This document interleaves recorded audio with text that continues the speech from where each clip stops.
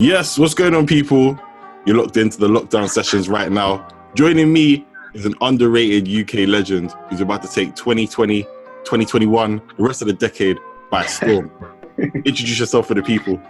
Yo, my guy, love for the intro. You already know people, it's your boy Cashh. Now, your journey has been inspiring.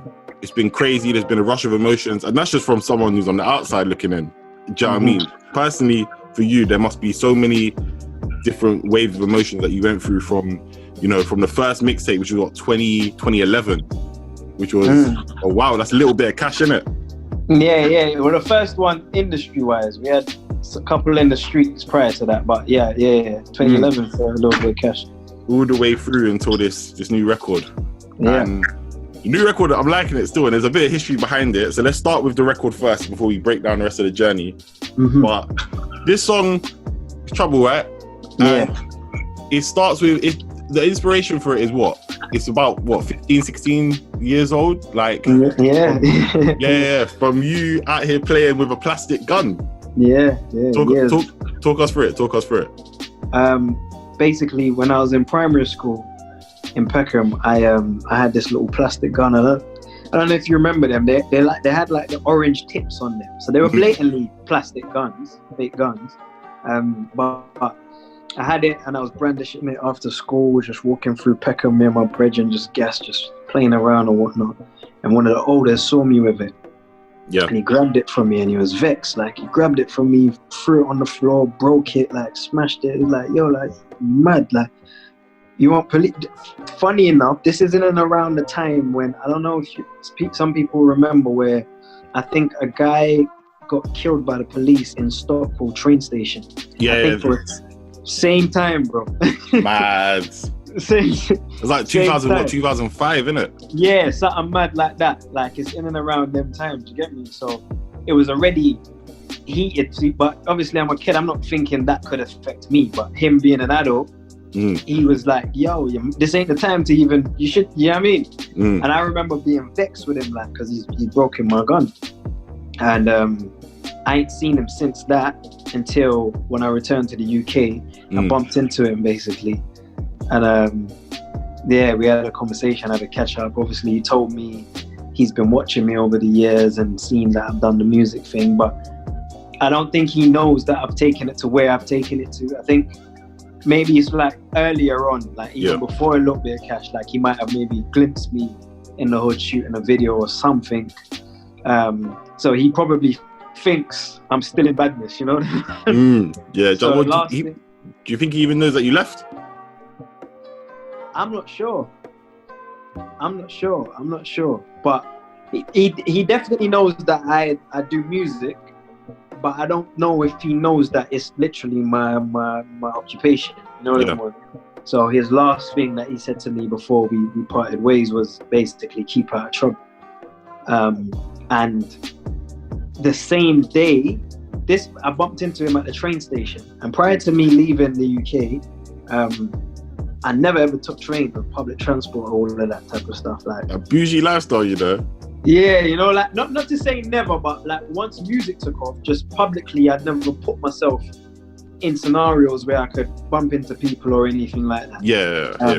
But being in Jamaica, I said when I get back, I'm gonna do that. I want to be amongst the people. I want the comments, the real life comments, to come to me before YouTube comments. I want to be amongst the people, be in and around, and have somebody tell me they either don't like this song or they like this song, and these are the, do you know what I mean? Yeah.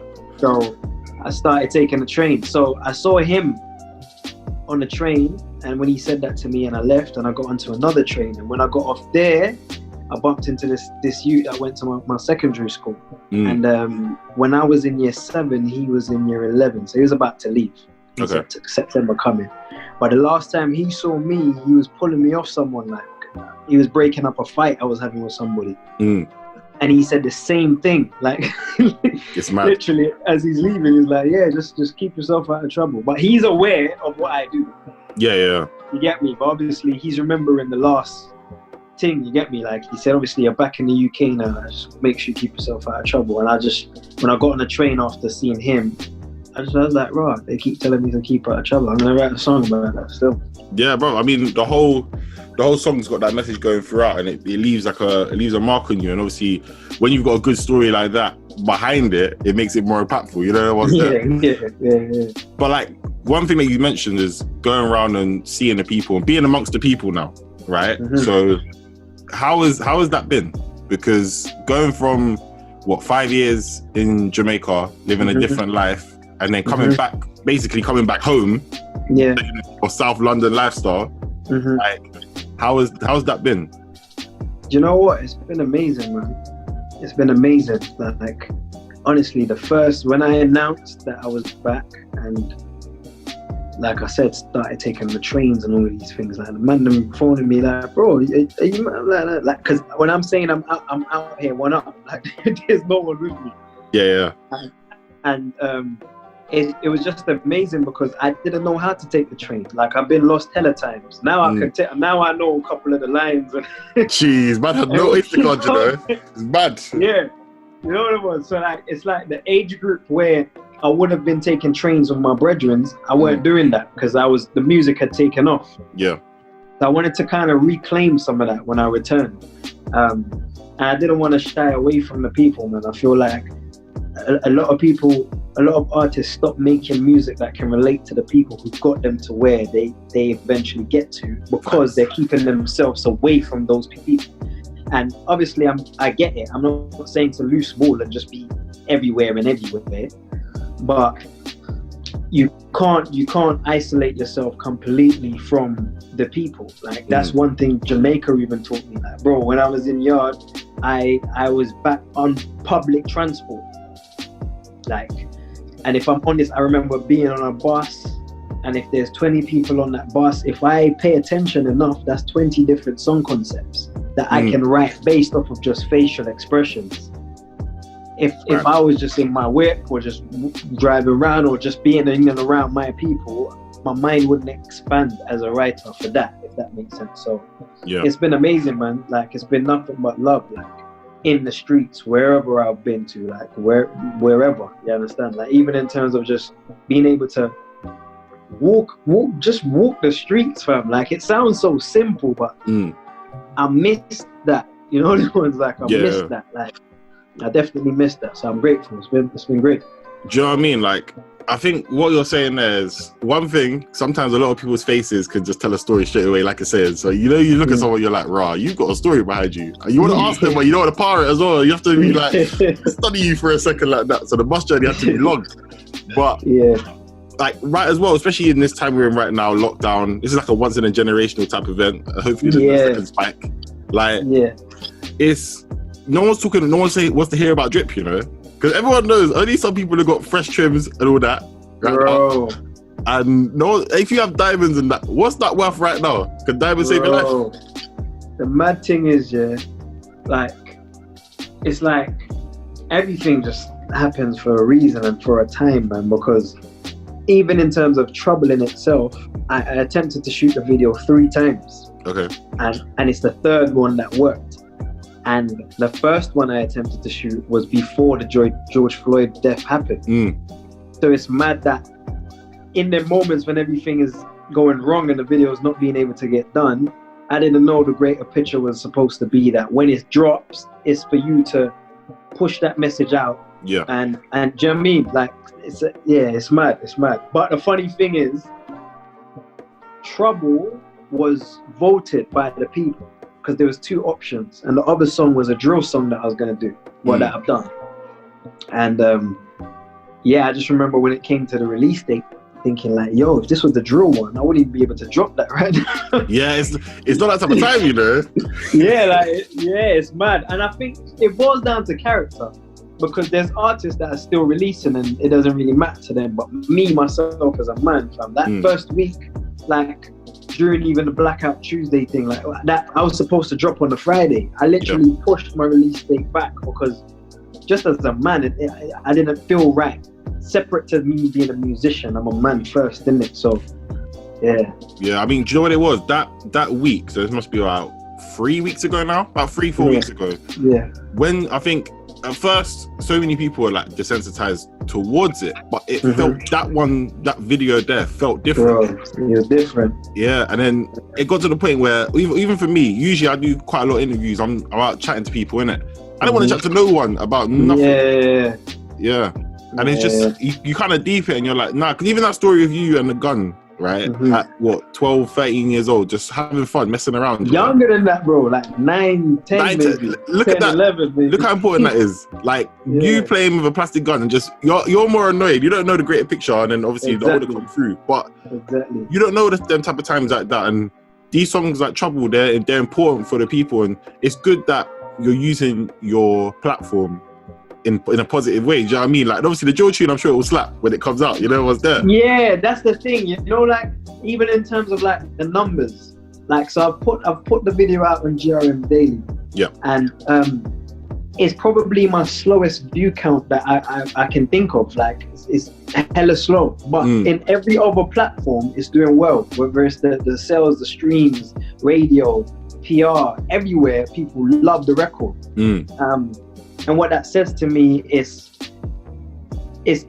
putting it in a home. Sometimes it's not like, for example, I don't think GRM's crowd don't like the record. It's just not what they subscribed for.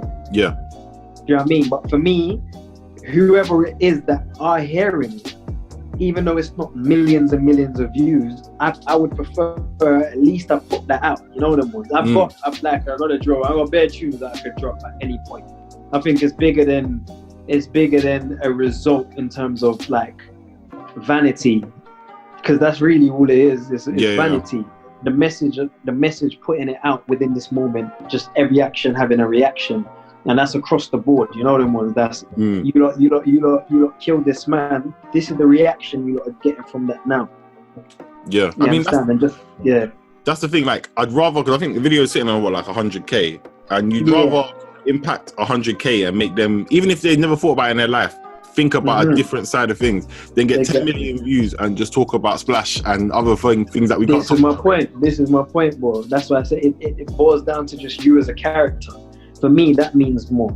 And I'm not saying that as in I wouldn't have wanted 10 million views on Trouble, because the more people that's viewed it, the further the message has been spread. But I don't feel a way. I don't feel like I failed. You know what I'm saying? Like I don't feel like a sense of like I failed, because, like I said, it's time for everything, innit? And just for me personally as an artist, I wanted to put that out within that time. Yeah, I mean, musically, it's an adjustment period. I think a lot of songs, because I've been thinking, obviously, I'm a radio presenter. I'm not an artist, innit? You know what I mean? Try to put me on a beat, it's not going to sound good at all. Like, I don't know if, apart from songs like Trouble, I don't know if standard songs, you know, like your Joe songs, rap songs, and that comes between the UK and America, if that's even worth putting out right now. This is what I'm trying to say. Like, this is what I'm trying to say. If it's not uplifting the people, in terms of, even if it's not necessarily about Black Lives Matter and about political statements, even if it's shifting, because a lot of people are being affected by this silently. Facts. A lot of people are being affected, a lot of Black people are being affected as well, because they don't know how to react to this. Like, it's a serious thing. Like, there's the week that George Floyd died, I literally just felt a weight on me, and I was thinking it was other things and not realizing, like, bro, it's just everything that's going on. Yeah, facts. You know what I mean? It's just everything that's going on, and thank God I've got people I could speak to. But there's some people, there's some men out here, some women out here, some girls, some boys that are out here and don't have anyone to release that to. You understand? So even if you're releasing feel good music, however it is, like whatever it is, even if the song ain't got nothing to do with any of that, but maybe in the video at the end of it you put a statement just relating back to this. I feel like that's our responsibility now as Black artists, to make sure that whatever it is that we're doing, we're still keeping our foot on the gas in some shape, some form. Like I said in the last interview that I done, this is us playing a role. Even the fact that we're conversing about it and not shoving it under the rug. You didn't just come on here and just say, oh yeah, just your music. We have to touch on it. Yeah, of course. You know what I mean? This is us contributing to it. So whoever's listening to this conversation hopefully could take something from it, and, you know, it just propels from that. Yeah, I mean, 100%. I mean, I think it's important for people to vocalize and contextualize their thoughts in their own time as well. I mean, by now, a lot of people have had time to think about what they want to say. Why I'm saying this specifically right now is because I don't know if you saw the whole Dizzy Rascal Piers Morgan thing this morning.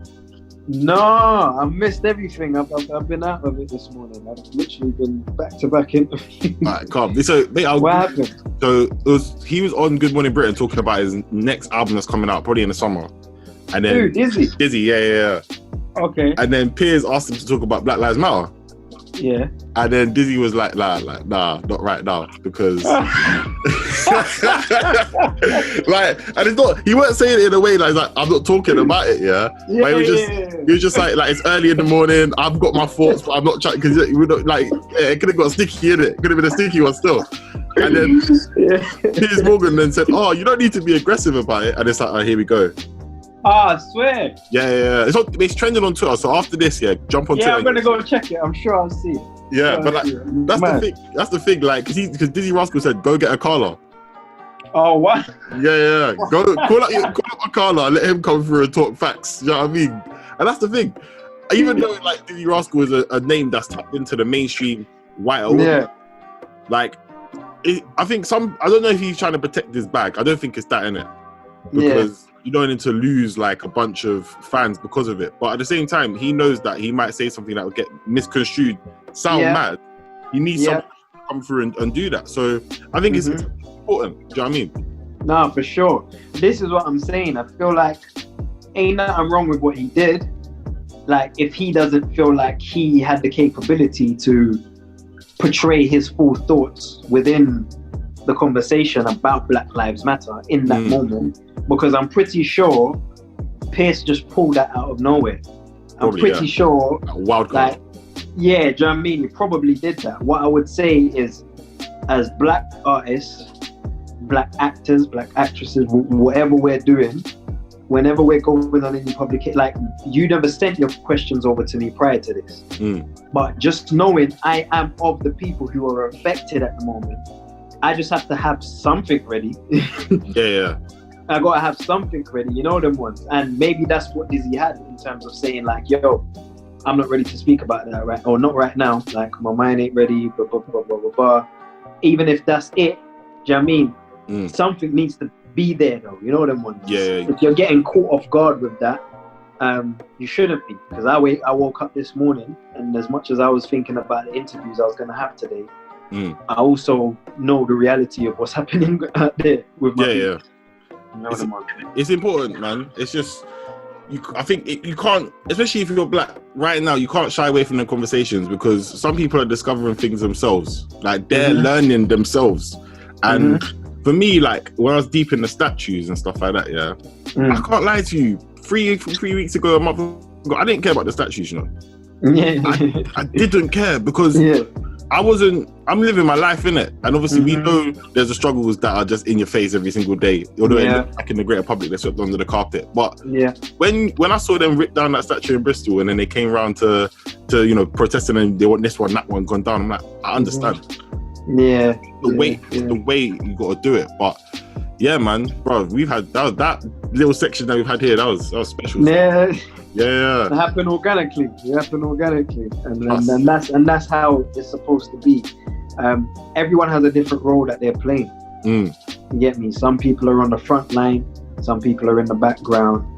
Everyone knows their strengths and their weaknesses, and some people aren't aware of their strengths and their weaknesses. And I think that within itself is a good characteristics. It's like, I don't know everything. I don't have the answers. Like, I'm not equipped to speak on this right now. You can say that. You know them ones.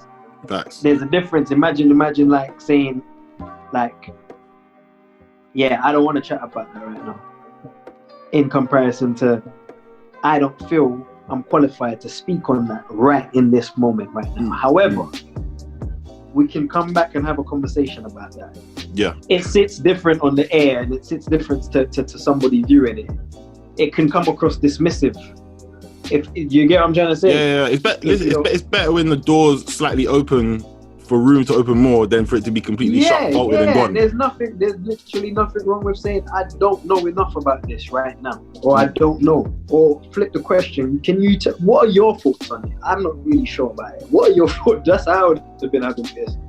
Yeah, listen, you might be spinning it in circles. Yeah, if I never had any, like, if he caught me off guard, and I really never had anything to say, I would have literally said that. I'd be like, bro, honestly, it's the morning time. I haven't thought about that, and I don't feel equipped on how to speak about that right now. However, I would love to hear your thoughts. What's your thoughts, and what are you doing to support that? Listen, I'm pretty Dizzy did most of what you said, apart from when you spun it back on Piers. That's it. So listen, you might have to listen. You got your PR team to be working. You know? I mean, we need to see you on Good Morning Britain like next week. You know, promoting this single. We're like, keep out of trouble with this one. I got this tune. Oh, what do you think about Black Lives? Listen, what do you think, mate? What do you think, cuz? Yeah. Like, I'm trying to hear your thoughts. It's like out here in the field, bro. Trust. Get me? What are you doing other than speaking about what we're doing? Let's talk about the state of UK rap, right? Yeah. So when we were looking back 10 years ago, right, late 2000s and early 2010s, UK rap was very, very underground, didn't it? It was not where it is in today's date. And now you've worked with a lot of people from South that are, you know, pretty much, let's not lie, South London is pretty much doing the most right now. Right? Don't smile too much. Don't smile too much. Look at that as well. Right? But you've worked with a lot of people. Obviously, you had Gassed in the Rave with Krept and Conan. Stay Scheming with Young and like as well. And when you went to Jamaica and you were there for 5 years, like UK rap kind of developed and we kind of got these stars who are all popping now. Yeah. Even though you were dropping music with like Odd Ads, Young Tia Bugsy and that, like you kind of missed out on that little bit. 100%, definitely. Like in terms of that, the early stage of that, I missed the early stage. I think it's still very much happening, and that's why I'm grateful that I'm able to even have the opportunity to get some sort of something out of it. And I don't even mean in terms of financially. I mean just in terms of to be a part of that history. You know them ones like I feel like I played a role on the front end of it. So the UK rap getting to where it got to, it took artists like myself and Krept and Conan and obviously gigs, and that it took some people to kick the door in order for the new ones that are there now to be able to fly through as easy. You know them ones. Like, so I feel good knowing that, yeah, I'm here. I don't feel like I've missed out indefinitely.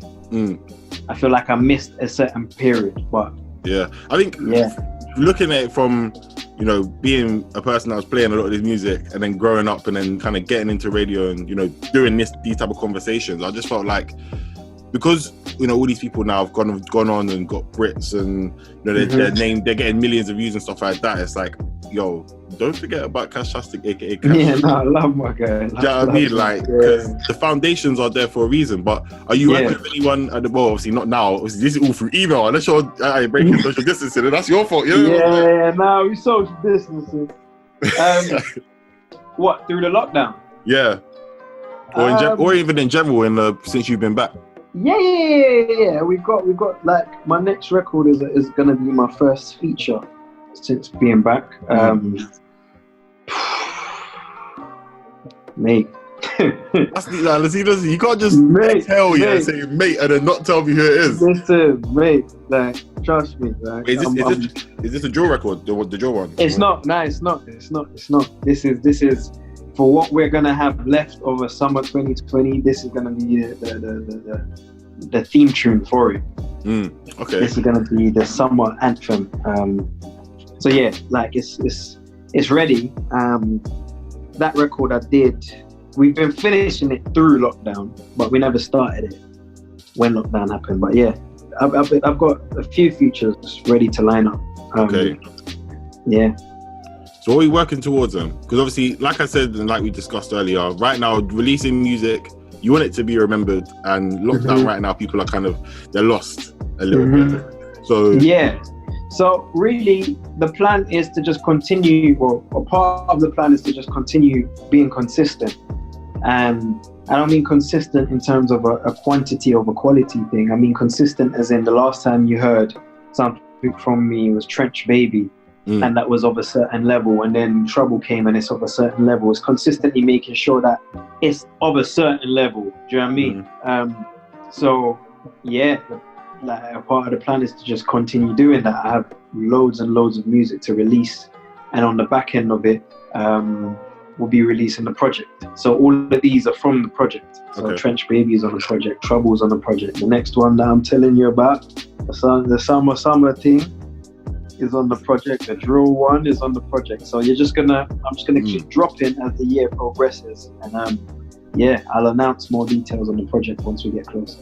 Say no more. I mean, with that then, knowing that all this stuff's gonna be off the project, and they're very different sounds. You got a drill tune. This one's kind of like, it fits, I guess you'd say, in like kind of the Afro bashment kind of wave. Yeah. Like, it's no, I can't really think of a main core genre to put it in, but we'll put it there. Yeah. Do you know what I mean? Like Trench Baby was more like leaning towards rap.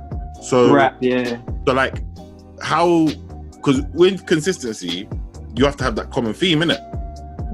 So how in this project are we? Well, it's bit early to say, innit? It's bad early to say, but how are we? It would make more like when I mention the other key elements, it will make sense how everything ties together. So yeah, probably closer to the time where me and you will have another conversation, and then I can let you know about it.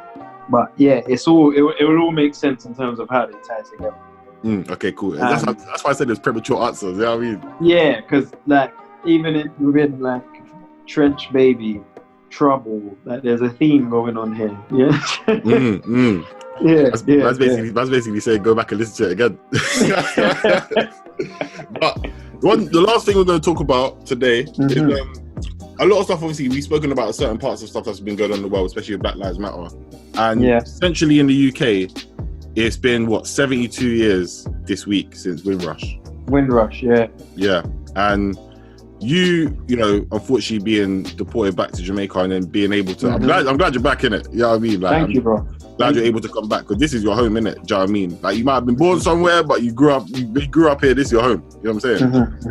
And seeing Jamaica's home now. Still, is it home? Let me say that. I ain't gonna lie, cause listen. I can't even like. I have to like. Jamaica is home. England is my second home. Listen, you don't want to say that, you know, because we don't want to see you get on another BA flight going the wrong way. Trust me, I like. No word to lie, bro. Jamaica's home, and I'm glad I went through that experience in order to discover that. You see, when you own your house, bro, you can't get kicked out of it. As long as I'm not born here. Where can Jamaica send me to? Nowhere. So that has to be home. That's true. Bro, you feel me? But yeah, go on. That was deep. But no, yo, listen, that's funny, you know. I'm not Piers Morgan. Yeah. Don't do me like that, bro. But yeah, so like, all right, cool. Let me spin the question back. Yeah. So then, what age were you when you went back to Jamaica? That's 2014. You were like 22, 23? 20. 20. Okay, man. Yeah. So when you think about that, right? You spent 14 years in the UK, and then you come back. So now you're what, 26? Yeah. Yeah.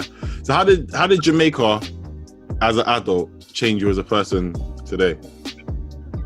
It changed me because it made me independent. It made me vulnerable. It made me have to attend school of life. One up. No best friend, no brethren, no crew, no nothing in that school. You know, in school, when we think about school, we kind of got through school with our brethren, really. You know them ones? Like, yeah, the lessons were the lessons. But even in class, you sit next to your brethren.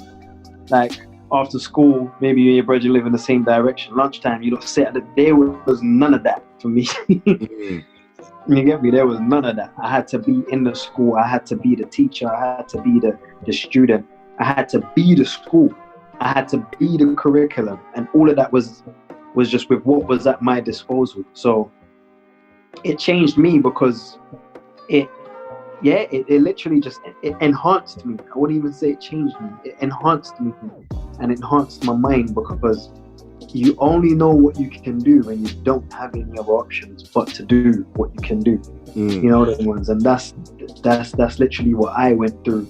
I had to learn, as simple as it is, I had to learn how to trust again. I had to learn how to. I still struggle with delegating. Okay, delegating. Yeah, I struggle with delegating. So I'll have a whole management team. I'll have a director, production company, but I still want to be, and it's because I had to be that in Jamaica for 5 years. You know them ones. So yeah, I'm super grateful for the experiences, and not all of them were good. Not all of them were good. While I was out there, I had to really stand on my own 2 feet. I had to really, in order for me to get back here to even have this interview with you, I've had to really, really, really be a man. You know what I mean? Like, I had to be a man. I had to be a warrior. I had to be a lion. I had to be everything from. You know what I mean? Like, so. Yeah, I'm grateful for how it's enhanced me, and it's through that, just every experience I experienced that played a part in who you're speaking to right now. Do you know what I mean? Like, what's so important to that is, I think when people get to 18 to 20, they think, I'm a big man, you know, I do what I want. But you really aren't, because I'm 27, innit? Right? And I deep it, and I'm like, yo, 7 years ago, I weren't no man. Like, This is it. This is it, bro. And you're only, like I said, you're only aware of what you don't know when you're pushed, or you're just in that scenario. You get me? Like, I didn't know how to make beats or anything because I had producers at my disposal. I had to learn how to do that. I had to learn how to record myself, engineer myself, mix the songs. You get me? Yeah. Like, when you have all of that at your disposal, you don't need to know how to do it. But now, it's enhanced me as well, because it's like, regardless if you're a boss, there are different categories of being a boss. I want to be a boss who can do the work, as all of the same work as my employees. I think that makes the difference, because when he or she's over there putting in that work and editing that video, I know how it feels to do that. So I'm not gonna just, when they turn it in, just look at it like it's nothing. You understand what I'm trying to say? Yeah. So yeah, man. Yeah, when you're getting the video sent from Kevin? Yeah. Yeah, Kevin, ask Kevin. Kevin, I'm a nightmare to Kevin. I want to know the equipment. I want to know the lenses. I want to know how wide the shot's gonna be. I want to know, do you want me to move or do you want me to be still? You know what it is, yeah? I hear you, because I'm the same, innit? But it's like, you wish that you could clone yourself, right? Yeah. Like 5 or 6 people just doing the same job, and you just look at each other and say, no, we got it done. Yeah, bro. Trust me. But it's because I care. You get me? Like, as much as I could be a nightmare in terms of that, it's because I really care. I genuinely care. Like, you can easily see through my story, if I was making music for money, I would have not made music in Jamaica. You understand? Like, I didn't make no money from music while I was in Jamaica. So it's the love for it. It's the love for the art. You get me? It's not having the budget for something and going in my own pocket and saying, you know what? All right, I'm going to spend my own money to make sure that we're able to get this to that level. You know what I mean?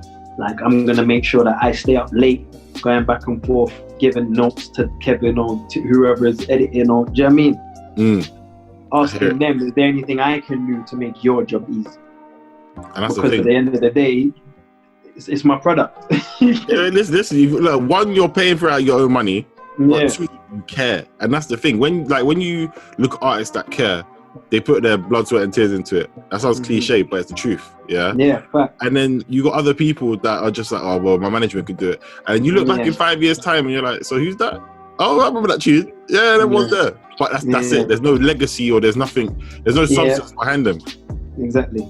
But wrapping this up then, so we got the project coming up, we've got consistent themes that I need to go back and listen to the tunes to pick up. We've got different stuff coming from you. Got this feature that man just did and that's it. So what can we expect? Because obviously it's a bit of a weird one this year, but excite the fans, isn't it? Excite the fans. I feel like in terms of content, I'm going to be doing a lot of content on my YouTube channel. So anyone that's listening, subscribe to my YouTube channel. The name is Cashh. Okay. And on there, I'm pretty sure you've seen the segment I've got called Once Upon a Song, where I basically tell stories on how I came up with the concepts of each of the songs that I'm going to put out.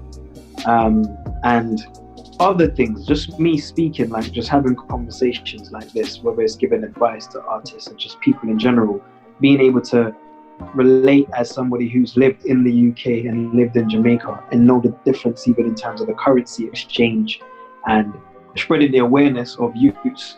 Like, yo, you see that money you're blowing on lubes and this drip and that drip, you know, you could literally own this amount of land if you, do you understand what I'm trying to say? Like, invest, yeah. Yeah, like just trying to put all of that information in a home where everyone can come and consume it, basically. That's something I'll be doing as well. And obviously just keeping in touch on the socials, on the Instagram, the Twitters, etc. But yeah, most importantly, just the music. Like, the music is going to be consistent and it's going to be good. I'm a fan of myself, so I really overthink before I put a record out. So when I'm speaking, I have to speak with my chest. Anything that, like, me telling you this next record is the song of summer 2020, whatever of summer 2020 we get, stand by that. I'll confidently know whatever else comes out. I'll stand and play that with my chest out. You understand me? Well, if we get around to having another conversation, then I'll tell you. I'm on that, bro. I'm on that. Trust me. Like, I'm definitely on that. And in terms of even like knowing in terms of content, releasing music like Trouble during everything that's happening right now, and regardless of the numbers or whatever it's doing, me being confident, I can stand with my chest and say, yeah, regardless of all of that, if YouTube didn't exist, if Spotify, none of these things existed, and you just played the song, I'm confident that it's a sick song. I'm confident with everything I'm saying behind it because I know it's real. You understand? So yeah, that's all people can expect from me, is just the realness. But I mean, that's a lot to expect. That's a lot to get. So make sure you subscribe. That's a look of 1%. Mad. Listen, the whole night of a night time, like 7-8 p.m. Listen, relax, calm down. But what you should do? Let me not guess it. Yeah, but for real though, like, I'm excited to just release music to the masses again, because a lot of people, even though I dropped music while I was in yard, obviously I wasn't. I never had the traction. I lost a lot of ears. I lost a lot of eyes, and I'm excited to rebuild that. Do you know what I mean? Like, from the Cashtastic days to now Cashh. Just getting that music out there, man. I'm excited. So yeah, everyone just, if anyone wants to support, this is the time to support. I'm still sure. And the thing is, that's what I'm saying. Like, you've got our age group now that, you know, I'll be like, oh, look, man's back, or, you know, you've got that younger audience who, they have more expendable income sometimes to be done the song, or have time to be streaming that bears. So that's also there. And then you were talking about Boss Moves. I don't know how cool you are with Hardy Caprio, but maybe you shouldn't come with him, because obviously he talks about, you know, buying a house before buying jewels. You had I linked Hardy maybe a few months before the lockdown happened, basically. And we had spoken online a few times, and then we met in person. Hardy's cool, man. Even that's what I'm saying. You see him just mentioning the fact that he's done that. That traveling how many like months later, in fact a whole year later, into this conversation that we're having, that he isn't even aware that we're having. Facts. Is why it's important to spread that message. You get me? Because look at it now that you've mentioned that and I've mentioned that. If no one's heard that, they might go and look him up and listen to that lyric, and that might influence them. And that's just literally how this thing works. For people that want to know what song, that's Guten Tag, by the way. So just go. Bang. But listen, we need to bounce because we could be going on for a long time. Yeah. Bro, respect for shouting me. Like, you get me? Like, it's good to have a word with you. I appreciate the fact that you've even taken your time to, you know, have this conversation with me. So much appreciated. Listen, I appreciate that you're here. I appreciate that you're in the UK. I appreciate the internet connection's not shaky, because if it was in yard, it could be peak. But like, yo, just what is it? So every social media at the name is Cashh, yeah? Yeah, so the Twitters and that, they're giving me a hard time to change it to Cashh. So it's still Cashtastic music on the Twitter, but across everything else, yes, the name is Cashh, or just Cashh across all the streaming platforms. Cashh spelled with 2 H's. There you go. Listen, people, go follow that. There's exciting things to come from Cashh, and I'm looking forward to seeing it. And I'll be judging if that song. Yeah, man, judge, bro. Judge. I need that. I'll be adding you still. Yeah, judge. Trust me, I'm on it. And yeah, right. Trouble with that right now, people. So go and support that. Go and check it out. You've heard the conversations about it. So if you haven't heard it yet, hopefully this has given you some reason to go and check it. Love for the support that I've already received, and love in advance for the support you're going to give. Much appreciated. There we go. That's the interview done. Lockdown sessions with Myles and Cashh. We out.